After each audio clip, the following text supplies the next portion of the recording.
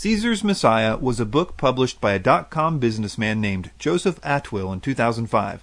Last year, he released a documentary based on the book, and everyone is talking about it all of a sudden because Atwill put out the world's most misleading press release for his film screening in London. Richard Dawkins then retweeted the press release, even though he said he didn't endorse the theory, and now this 8-year-old theory is news again. Thank you, Richard Dawkins. The basic premise of Caesar's Messiah is that the Roman imperial family, the Flavians, invented Jesus by using the Jewish historian Josephus and presumably other people to write the Gospels after Rome defeated the Jews in 70 AD. The idea was to make the militant Jewish rebels accept a peaceful Messiah and thereby give Rome less trouble. Atwill says that the New Testament was written in a code that requires you to read Josephus's War of the Jews alongside the New Testament to get the joke. He, of course, is the only person to crack this code, making him super smart. The following are just some of the major problems with this theory. For footnotes and references to the claims I'm about to make, go to the link in the description or to the website CaesarsMessiahDebunked.com. One of the biggest problems this theory has is the existence of Christianity before 73 AD, when Atwill says that the idea was concocted by the Romans. Quite simply, if Christianity can be demonstrated to exist before that time, this theory is toast. The famous historian Tacitus says that Nero was persecuting Christians in Rome in 64 AD. He also mentions that immense multitudes of Christians were living in Rome at the time. Try to figure out why immense multitudes of Christians are in Rome 10 years before Christianity was supposed to have been invented. Suetonius also mentions Nero punishing Christians, as well as many Christian historians. This seems like a bad PR idea, to write this kind of stuff. Hey everyone, join the new religion so we can burn you alive and feed you to lions. The sign-up sheet is right over there. Paul, who tradition has being killed by Nero around 66 AD, wrote 13 of the letters in the New Testament, all of them very Christian. Even the most skeptical scholars in this field don't date these letters later than 68 AD, and most of them much earlier than that. Okay, so let's move beyond the historical problems with saying that Christianity didn't exist before 73 AD, and let's look at some of the common sense or logical problems with his theory. Why in the world would the Romans do this? They had already totally crushed the Jews in 70 AD, destroying the city and the temple. When the Romans had a problem with people not wanting to conform to their rules, which they did often, they did what they do best: crush people into submission with war. There was never any reason to do anything different, especially at this point in their history. Also, consider that the Jews weren't even a threat to them in any meaningful way. Plus, as I said, they had already completely destroyed them. Atwill, in response to J.P. Holding on the point that the Romans had already defeated the Jews, said, well, yeah, but Josephus mentions that the Romans had some problems with a few Jewish rebels from Alexandria just after the war. Holding replied, saying, what Josephus refers to is disturbances in Alexandria that were instigated by the Sicarii, who had fled to Jerusalem after being beaten there. So in reality, this was nothing more than a mop-up after a decisive victory. And, I might add, no reason for Titus to invent a religion for them, since he beat them soundly there as well. Okay, so let's look a little bit at the New Testament that Titus supposedly created, and see if it makes sense to you that the Romans would make this up and actually want people to read it. So, the Romans created a guy who said stuff like, all authority in heaven and on earth has been given to me, Matthew 28:18. Jesus tells his followers over and over that loyalty to him supersedes all other loyalties, including political authorities. An example of his followers disobeying the government because Jesus' teaching supersedes it can be found in Acts 5:29 and 4:19. It's difficult to express how atrocious and downright scary that idea would be to the Romans. So you're telling us that you have a true king who you are more loyal to than the emperor? Yeah, that idea was not a Roman invention, I can assure you. Consider just this one example. The worshipping of the emperors and Roman gods with the incense altar was considered a matter of national security by the Romans, because they believed that the gods and the dead emperors defended Rome, and anyone that didn't do this sacrifice was angering the gods and therefore endangering Rome's national security. Rome really didn't care what your religion was, as long as you would also worship their gods. So why in the world would you create a Messiah who forbids the worshipping of other gods, especially emperors, if your goal is to make them good Roman citizens? So many Christians were dying in the early days of Christianity because they refused this practice of sacrificing to the Roman gods. Pliny the Younger wrote the Emperor Trajan asking him what he should do because he was having to kill so many people, including women and children. He wanted to confirm with the emperor that the official policy was to kill them if they didn't sacrifice to Caesar. He had not dealt with this before because there weren't many religions out there that had a problem with sacrificing to Caesar. We actually have a copy of Trajan's response to Pliny the Younger. So if you want to know how Rome felt about this, here you go.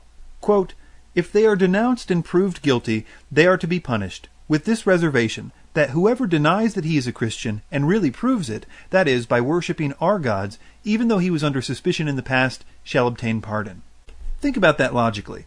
Trajan is saying that the proof that a person is really a Christian in his eyes is that they won't worship the emperor. Does that really sound like something that Rome would create for the people? If there was anything that Rome was more scared of than angering the gods, it was slave revolts. 75% of the Roman Empire consisted of slaves, and so if they ever got the idea to rally around a cause, they could easily destroy Rome. So why create a religion where the hero is a falsely accused criminal who was crucified by the Roman government? This mass of slaves being loyal to the Christian God over and above the emperor, as well as being anti-Roman gods, was a very bad thing for Rome. It also gave these slaves a new sense of honor. For example, after this point, slaves started refusing to have sex with their masters on account of them being Christians and their Christian God forbidding it. Here's a question. If this religion was created to make radical, militant Jews good Roman citizens, why in the world does Jesus and the New Testament clearly intend to reach the Gentiles, people who already were good Roman citizens? Matthew 24:14 says, "And this gospel of the kingdom will be preached in all the world as a witness to all the nations, and then the end will come." Also Matthew 28:19, "Go therefore and make disciples of all nations, baptizing them in the name of the Father, the Son, and of the Holy Spirit." Why in the world would you make this Christian God that you invent tell his utterly devoted followers to go convert Romans? If a Roman converted, it would turn a good emperor-worshipping citizen into a non-emperor-worshipping enemy of the state. What a stupid plan, Titus! He also made a huge mistake by writing the New Testament Gospels in Greek, which would make a ton of sense if the early Christians were trying to reach the Gentile world, but it makes little to no sense if the reverse is true, that is, that the Romans were trying to reach Aramaic-speaking Jews. Another logical impossibility is that all these Jews just accepted these hot-off-the-presses Gospels, which were claiming to be historical, as true, even though they all just lived through the time period that these Gospels were describing, but obviously no one ever saw any of the events recorded in them because they were all made up. So, this guy was going around raising the dead, healing leprosy, healing the sick. He became a rock star all throughout Israel, where crowds routinely got up to 5,000. He had all these royal rumbles with rulers in public places, turning over tables in the temple, etc. He was even crucified on the Passover when an eclipse and an earthquake happened, and no one ever said, "Hey, I don't remember seeing any of that. I don't know anyone that ever did. My parents never spoke of it. What the heck? I'll die for that." There are a ton of problems with the idea that Josephus wrote all the Gospels, but most of them are kind of technical, so I won't dwell on them here, but I will direct you to my website for more information about why textual critics think such an idea is really silly. But the main idea is that you can easily discern different writers and styles, as well as different sources, which all have the hallmarks of these documents developing quite naturally. Since Atwill has no real history or science on his side, he spends most of his time on what he calls parallels between the New Testament and Josephus's book, The Wars of the Jews. Atwill states that by comparing these two works, you can crack the code that shows that Jesus was just being compared to the Emperor Titus. One reviewer of Atwill's book, who clearly thinks that Jesus is a myth, so they have no religious reason to disagree with him, said the following of his parallels, quote, "The Jesus story is myth. But Atwill's presentation of, quote, proofs and, quote, discoveries are convoluted. The clues Atwill, quote, discovered are so vague that, like the prophecies of Nostradamus, historical facts have to be reinterpreted and their meanings changed in order to bend and twist events so that they appear to follow a chronology similar to a historical campaign of war against the Jews found in the War of the Jews." So, for example, Atwill says that when in Matthew 4 it says, quote, "Then he said to them, 'Follow me, and I will make you fishers of men,' they immediately left their nets and followed him." The parallel to this is supposed to be when Josephus recorded Titus, after a naval defeat of the Jews, killed the ones remaining in the water by spears and cutting off their hands. If you don't see the parallel, it's probably because you aren't smart enough like Atwill is. After all, he is the only one who knows the secret code of the New Testament. Maybe it will help if I explain another so-called parallel. Josephus reports that a woman named Mary ate her child during the siege of Jerusalem when there was no food left.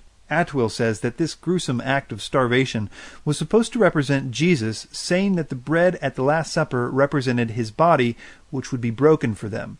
These kind of claims, of course, are unfalsifiable. Whenever you choose to change meanings to your liking, you can make anything be a match. And so this section of his book is pretty much worthless. Nevertheless, I will provide links to further debunkings of his parallels, as well as much information as I can find on the debunking of Atwill's theory on my website, CaesarsMessiahDebunked.com. Thanks for your time. Accept a peaceful Messiah and thereby give Rome less trouble. Atwill says that the New Testament was written in a code that requires you to read Josephus's War of the Jews alongside the New Testament to get the joke. He, of course, is the only person to crack this code, making the premise of Caesar's Messiah is that the Roman imperial family, the Flavians, invented Jesus by using the Jewish historian Josephus and presumably other people to write the Gospels after Rome defeated the Jews in 70 AD. The idea was to make the militant Jewish rebels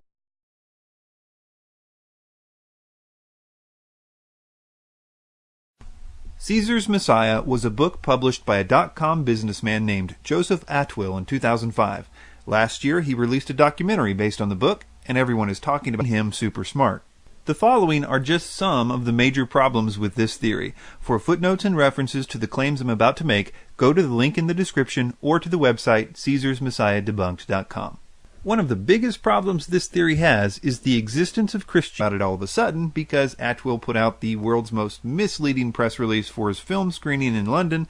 Richard Dawkins then retweeted the press release even though he said he didn't endorse the theory, and now this 8-year-old theory is news again. Thank you, Richard Dawkins. The basic